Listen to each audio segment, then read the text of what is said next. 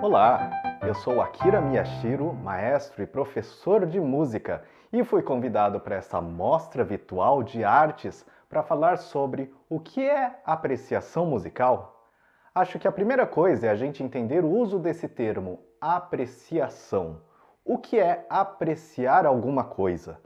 Na verdade, esse termo apreciar pode ter dois significados. O primeiro deles é simplesmente ter apreço, ter afeição ou ter consideração por alguma coisa.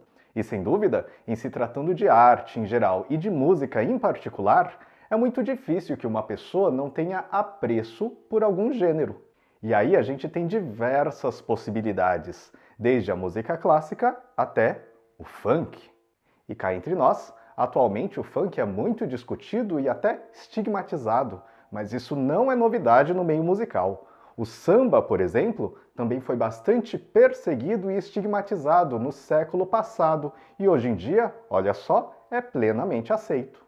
Isso sem falar nos diversos outros gêneros, como o rock, o pop, a MPB, enfim, existem gêneros musicais para atender quaisquer tipos de gostos possíveis.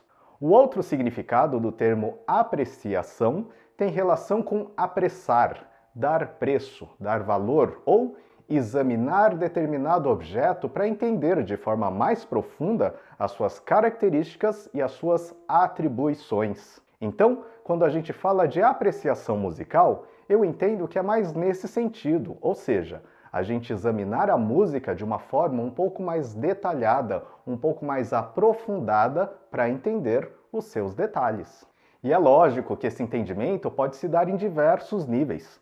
Uma analogia que sempre se faz é de uma cebola. Assim como uma cebola tem várias camadas, uma obra de arte ou uma música também tem várias camadas de entendimento. Uma pessoa pode muito bem se dar por satisfeita apreciando a sua camada mais externa, curtindo os sons, as sensações e os sentimentos que aquela música produz. Por outro lado, também é interessante conseguir acessar as camadas mais internas e profundas dessa música. E é justamente com isso que eu trabalho, dando explicações para que o ouvinte consiga aproveitar e valorizar ainda mais os elementos de cada obra. Essa apreciação musical, ou seja, esse entendimento um pouco mais profundo da música, pode ser feita com qualquer gênero. A gente pode ter um estudioso que entenda de forma profunda a música eletrônica, por exemplo, e consiga compreender por que determinado tipo de música eletrônica é mais apropriado para uma determinada situação do que outro tipo. Ele provavelmente consegue descrever os elementos que fazem com que a música eletrônica tenha o reflexo esperado naquela situação e com aquele público em específico. No meu caso, quando eu falo de apreciação musical, eu me refiro à música clássica, chamada também de música erudita ou de música de concerto, porque é minha área de atuação e minha área de estudo. E aqui eu faço um outro paralelo. Na maioria das vezes, se a gente pega um livro escrito há 100, 200 ou 300 anos atrás, é muito difícil, com a nossa vivência e com a nossa experiência de hoje, de século 20 ou 21, entender com detalhes o que aquela obra está dizendo.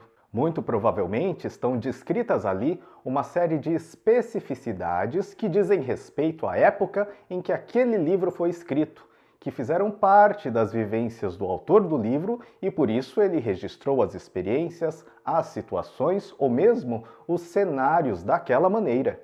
E por isso, muitas vezes, é preciso fazer uma interpretação adequada daquilo que foi escrito. A gente precisa de um mínimo de informações para entender por que aquilo foi escrito daquela maneira. Com a música clássica, a música erudita, que foi escrita também há 100, 200, 300, 400 ou mesmo até um milênio atrás, não é muito diferente.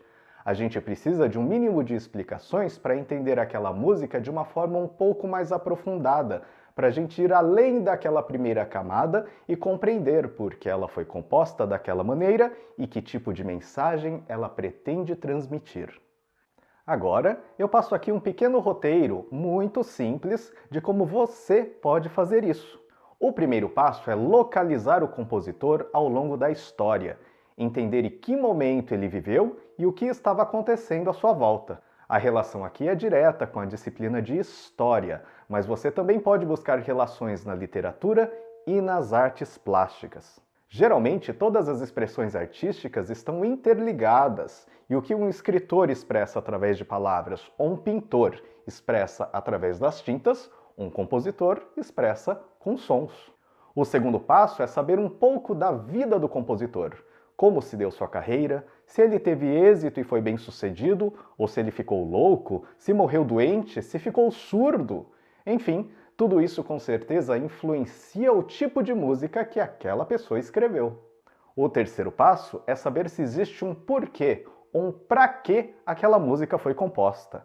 Ela pode ser uma encomenda, pode ter sido composta para uma situação religiosa ou para o simples divertimento da nobreza da época.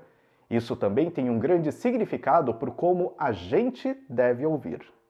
E finalmente o quarto passo é, se a música tiver uma letra, um poema associado a ela, procurar uma tradução e descobrir qual é o significado dessas palavras. Seguindo esse roteiro e fazendo essa pequena pesquisa, sem dúvida nenhuma sua apreciação musical será outra.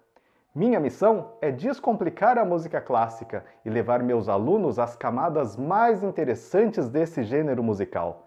Além de oferecer cursos, mantenho um canal do YouTube com transmissões semanais do programa Em Forma de Pera. Toda quarta-feira, às 20 horas, você pode apreciar comigo uma seleção de músicas especiais e entrevistas com intérpretes e compositores. Acesse youtube.com/akiraprofessor, se inscreva no canal e acione as notificações para sempre receber em primeira mão todas as atualizações. E se você quiser ter um contato ainda mais próximo, curta as páginas Akira Professor no Facebook e no Instagram e me escreva. Um grande abraço e até mais!